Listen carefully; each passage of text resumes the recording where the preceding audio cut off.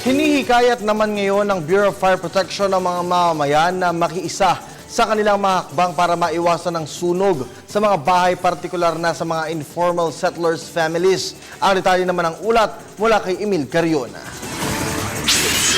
Mas pinaigting ngayon ang panawagan para sa kaligtasan ng bawat individual. Sa programang Radyo Vision Media ng Bayan ay inihayag ng Bureau of Fire Protection ang kanilang mga hakbangin para mas maging bahagi ng ordinaryong buhay ng mamamayan ang pag-iisip sa kaligtasan. They are operating illegally. Dahil kumbaga pag chinek natin, parang single dwelling single family dwelling, pero marami naka-stay.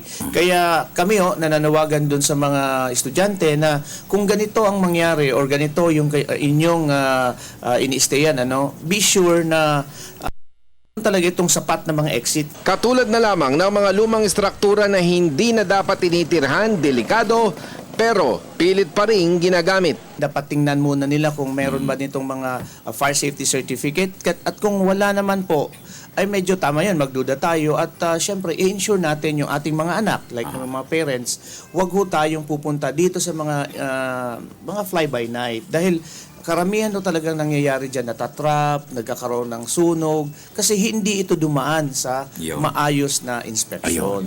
Ang Pilipinas bilang country ay nakakaranas ng mainit na panahon na madalas na nakakapagpatuyo sa mga materyales ng kabahayan dahilan para madaling kapitan ng sunog. Ito ay ang mga tinaguriang structures made of light materials.